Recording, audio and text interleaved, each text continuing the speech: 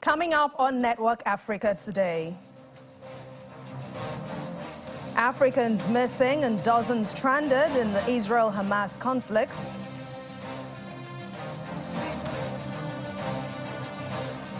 At least 13 people dead in Cameroon landslide after heavy torrential rain.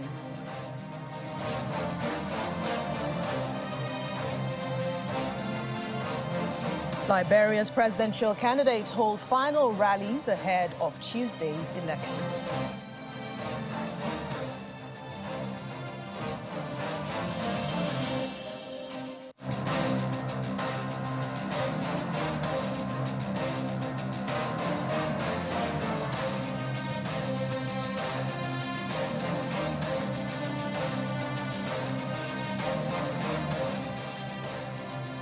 Hello and welcome to the program on Channels Television. I'm Anne Mwawadu.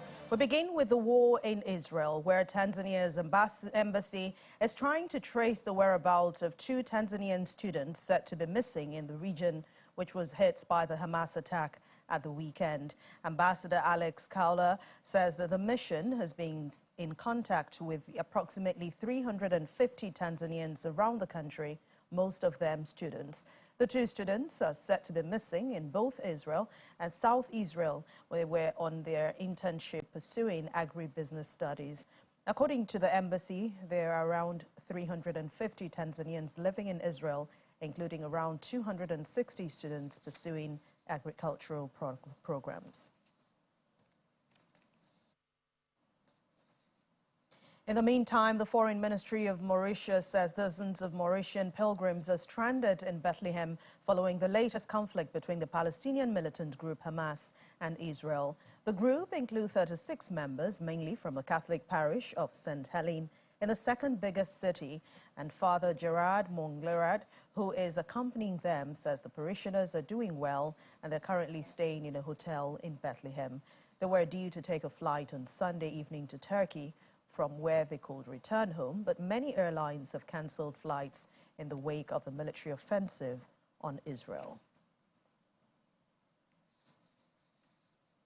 Meanwhile, in Egypt, 2 Israeli tourists and 1 Egyptian have been killed by a policeman as war rages between the neighboring country and Hamas. Local media and Israeli authorities say the policeman fired at random at an Israeli tour group visiting Alexandria using his personal weapon.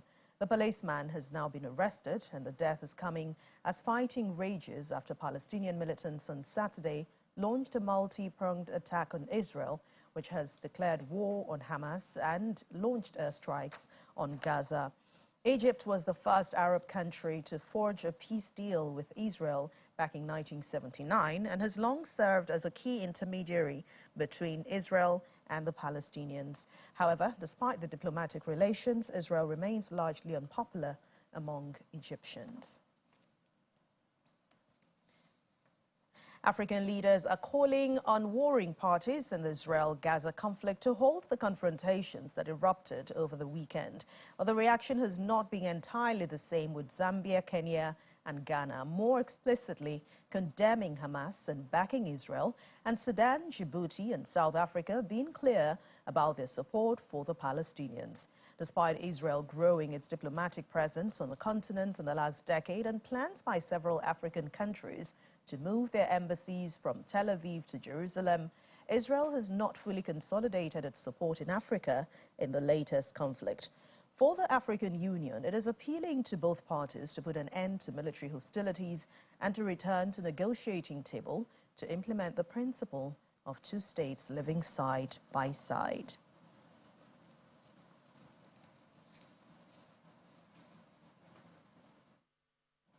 In the meantime, Israel ambassador to Nigeria, Ambassador Michael Freeman, says that Israel is focused on winning the war on Hamas and it is returning those kidnapped back to the country. He expressed his thoughts on the ongoing war with Hamas, with our foreign affairs correspondent, Amarachi Ubani, saying that while hostilities remain between Israel and Palestine, Israel will not condone the atrocities by Hamas militants on innocent Israelis. They all came from Gaza. We know for a fact they all came in from Gaza. That's the only access point. They came in through there. They came in at a number of different points. They came by air and they came by land. They attempted to come by sea as well, but we stopped those terrorist infiltrations. So they came from those areas, and then, as you said, they ran back to those that were able to, ran back to Gaza, taking with them women and children and bodies and all sorts of different other things, where we've seen some of these horrific pictures on social media of what they've then done to these people. We saw an 11-year-old boy on television yesterday in Gaza being hit and kicked by other children in Gaza, being bullied.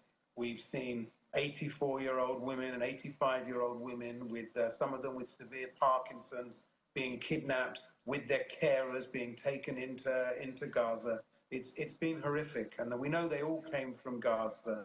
We know they all went back to Gaza, and Gaza is where the problem is with Hamas, and it is about Hamas. This is not about the Palestinians. This is about Hamas.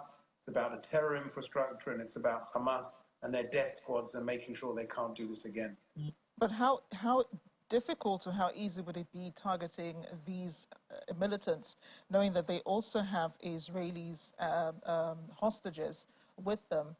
How do you prevent the deaths of your own people while also targeting Hamas, especially at a time as this? Look, it's going to be a challenge. You're right. The fact that they've taken these hostages, that they are using them as human shields, that they are hiding behind them, is going to make things very difficult. And I'm sure that our military leaders and our politicians will make the decisions that are necessary. Some of them will be very tough decisions in order to use the tactics. You know, we want to avoid, obviously, the death of all civilians, our civilians, the death of Palestinian civilians, and do what we can. What we've seen in the last 48 hours is that Hamas does everything they possibly can to kill civilians. Whilst we try and avoid civilian death, their aim, they live, they are glorified by killing civilians. And that's the fundamental difference. And when you're fighting against an enemy whose aim is to kill and to massacre and to humiliate, it means there are definitely challenges, but we will overcome those challenges, and we win. You know, we're facing a very difficult moral dilemma, as you highlight, but we will do what's necessary to win this war and to save our people.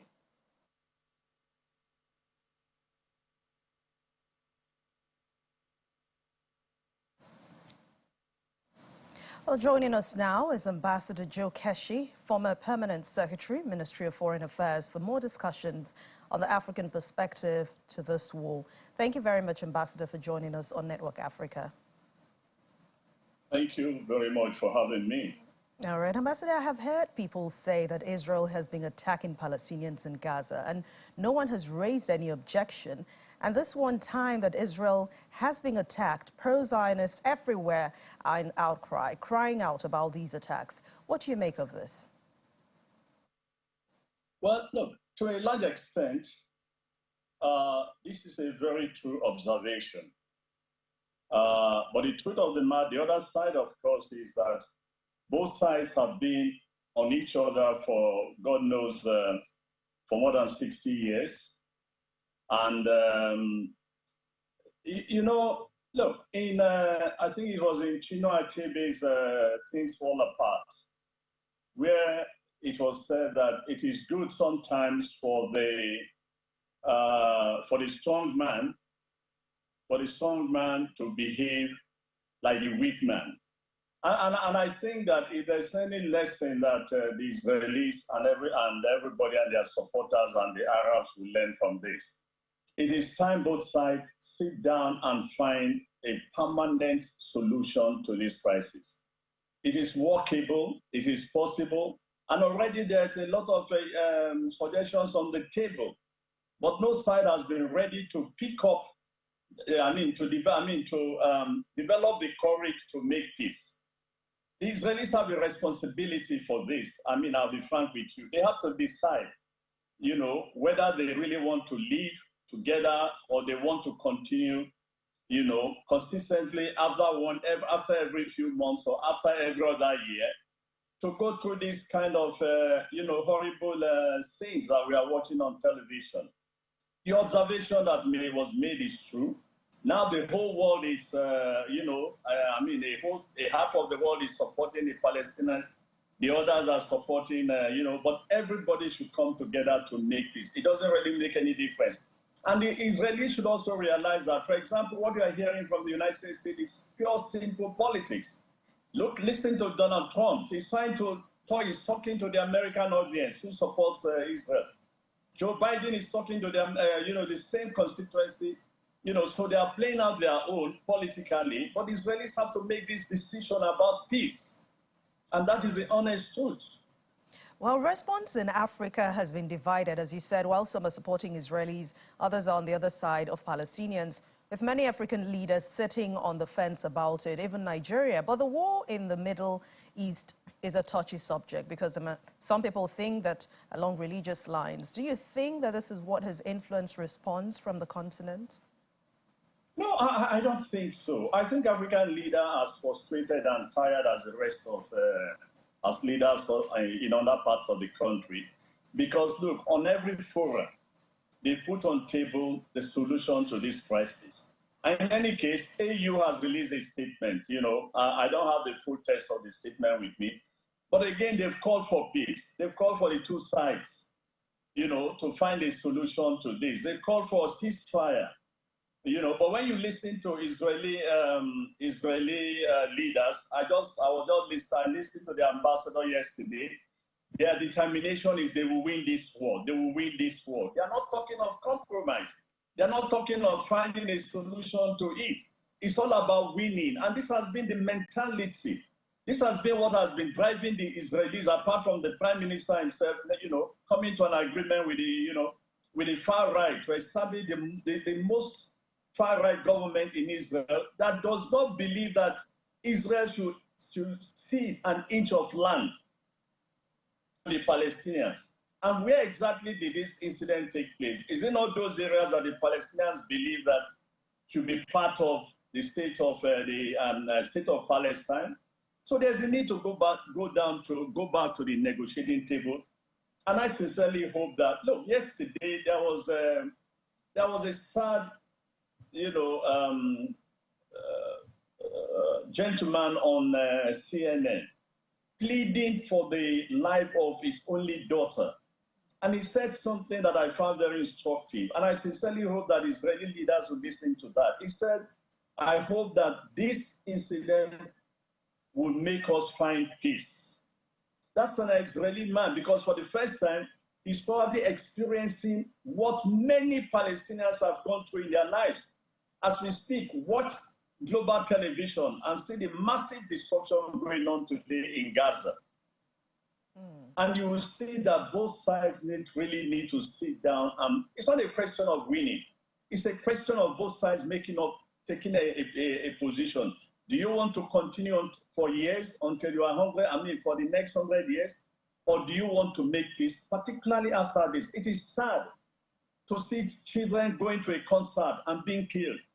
It is sad to see people, having a holiday and being kidnapped. The leaders should come to their senses, for goodness sake, in that part of the world. And this is what I think.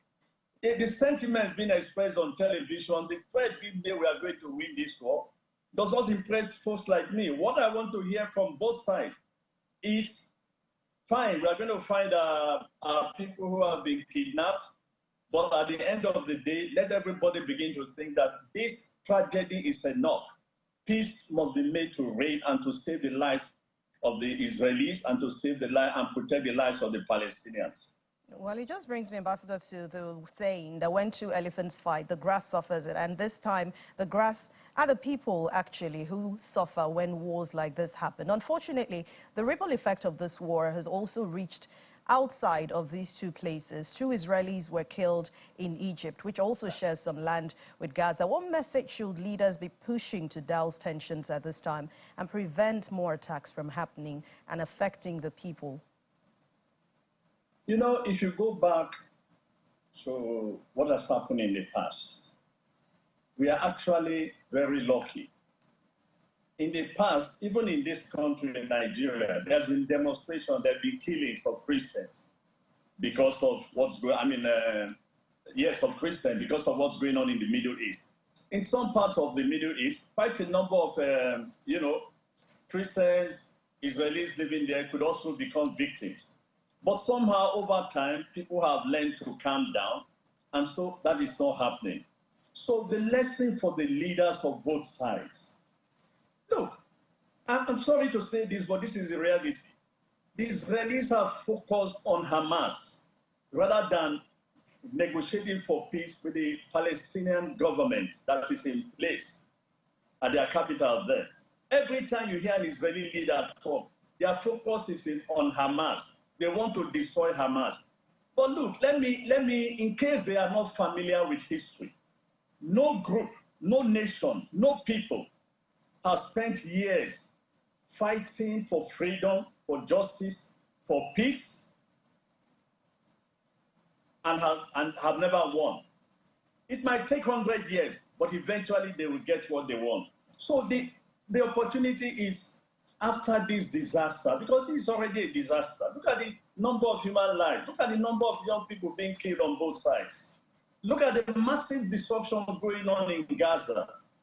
Look, the leaders on both sides should now, and the world leaders, particularly the Americans and Europeans and the Arab leaders, should now come to their senses and say, look, we've had enough. We must force both sides to the negotiating table.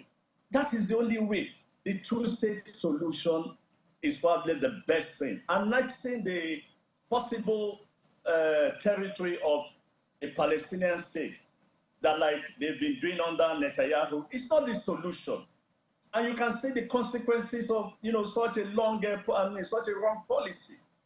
The rest of the world, some of us are very sympathetic to the Israelis. We are sorry to see 600 people being killed. I'm particularly unhappy. I have young grandkids growing up. As I said, I watched that gentleman cry yesterday. I have young grandkids growing up. And now I'm just scared that they could go to a nightclub and that's the end I will ever see them. They could go to a party, they could go to a picnic, and they will never come back again, which is what is happening to so many families in Israel. Let this just be, let this be a lesson to both sides. They must find a way to make peace. There's no other argument about it. It's not a question of winning. It's not a question of saying we are going to take this to a logical conclusion. It's not a question of bombing Gaza senselessly. It's a question of leaders having the courage. Leadership is courage, and leaders on both sides must have the courage to say, enough is enough, we must make peace. And I reiterate, there are friends on both sides, in America, in Europe, and in the Arab world, should come together and begin to tell them, this is a time for peace. We cannot go through this disaster anymore. All right, Ambassador, that's a good place to end it. Thank you very much, Ambassador Joe Keshi, former Permanent Secretary, Ministry of Foreign Affairs. Thank you so much for your contribution on Network Africa. Welcome back. The death toll from Sunday's landslide in Cameroon's capital, Yaoundé, has risen to 30, with 17 others injured. The country's interior minister, who was on site to assess the damage, says that several homes in Bakolo were reduced to rubble following the heavy rains. There are fears that several people are still trapped under the ruins. Among those rescued was a 3-month-old baby. Authorities have asked inhabitants to vacate the neighborhood, which is considered a risk zone, for fear of another landslide there. Over 2.4 million Liberians are expected to hit the polls on Tuesday, October the 10th, for the presidential election, where 19 candidates hope to unseat incumbent President George Weah. President Weah held his final campaign rally into the night on Sunday. His main challenger is former Vice President, 78-year-old Joseph Boakai, whom he defeated in a runoff back in 2017. Mr. Bokai's Unity Party held their final campaign rally on Saturday. The pair will face 18 other candidates in Tuesday's election, and the winner must secure 50% of the total vote cast, plus at least one more vote, in order to avoid a runoff.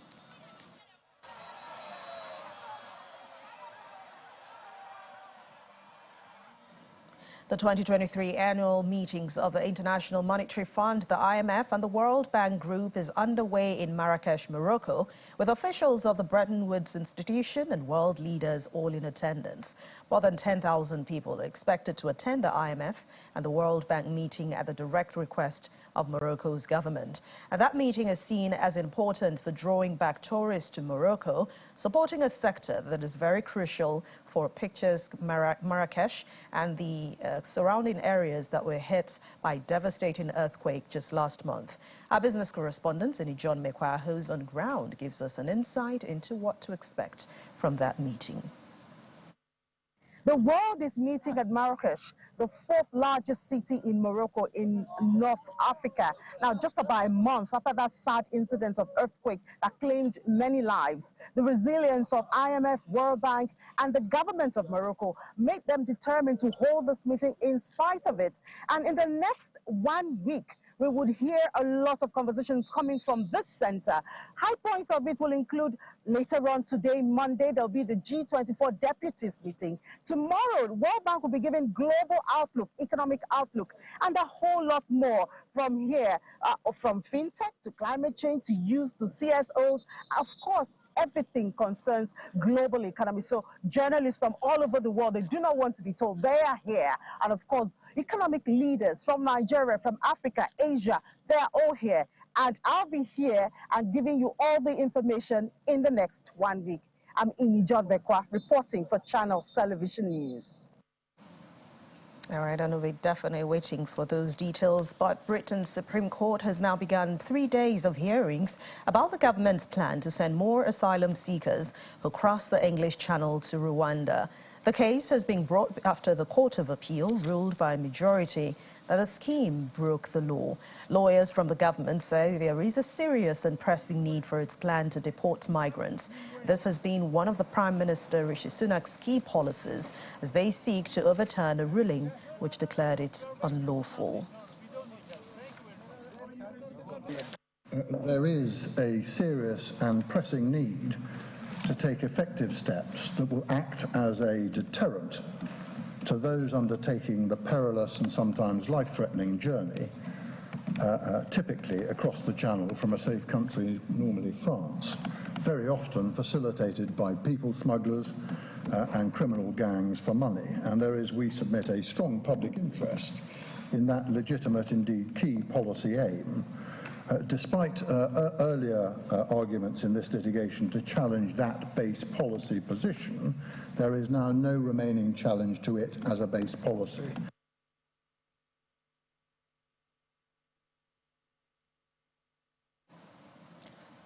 Well, Kenyan's police have begun selection of officers ahead of the planned deployment to Haiti, which still needs parliamentary approval. The head of the police force is requesting with urgency a list of names from the General Service Unit, the paramilitary wing of the police force, detailing the requirements needed by prospective officers. These include a minimum of 5 years in service, aged between 20 and 55 years, must be proficient in English, and should be able to handle firearms safely. The Kenyan constitution requires the government to get the go-ahead from Parliament before deploying forces internationally. Discussions among MPs could not begin last week as there were not enough lawmakers present.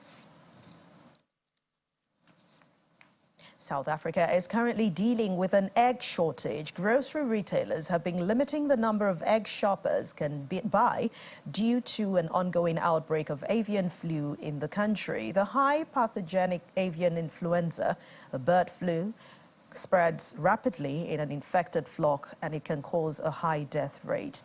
According to the South African Poultry Association, eggs remain the fourth largest animal product sector in agriculture in the country. That's after poultry, meat, beef and milk. Meanwhile, some farmers are saying that this has impacted them negatively. The avian flu has affected poultry producers in South Africa, especially the areas that are mostly affected by it. I'm from Mpumalanga, and I know the impact has been greatly felt by us, the poultry producers. I have been affected by it because now I struggle to get fertile eggs because I hatch my own day-old chicks. So now, because of this avian flu that has affected the breeder farms from bigger commercial farmers, now we cannot get fertile eggs, and as well as farmers who are from Mpumalanga who are relying on suppliers for day-old chicks. They're also feeling the heat because now they cannot get the day-old chicks, meaning they cannot now grow the chickens. And we are approaching festive seasons where money is actually made, but because of this avian flu, everything is a standstill and nobody can get the day-old chicks and the fertile eggs. It has really affected our pockets and most importantly our profits. We as farmers are struggling as much as you've seen with the community struggling to cope with the prices, the increased prices of eggs. And very soon there will be a challenge with access to poultry meat because we're now having a problem with our farmers being unable to get fertilized eggs so that they can grow their chickens, hatch them, and then grow their chickens. And some of our hatcheries are beginning to have a problem getting their fertilized eggs to hatch for their clients who are mainly growers in the industry. I just got a call from a farmer now in Mpumalanga province asking me if there's any situation where the government will be coming to assist. And I said to him he must put it in writing and send it to our Chief Operations Officer, because we're compiling a list of all the smallholder farmers who are struggling to carry on with their businesses. And we have also noticed that government is talking to established farmers. They haven't really taken cognizance of smallholder farmers. Meanwhile, South Africa's anti-apartheid hero Desmond Tutu could have chosen practically any car in the world when billionaire Warren Buffett offered to buy him a vehicle. But in 2008, the Archbishop picked a modest Toyota Corolla. All right, that's it on Network Africa for today. Thank you so much for watching. I'm Anne Mwawadu.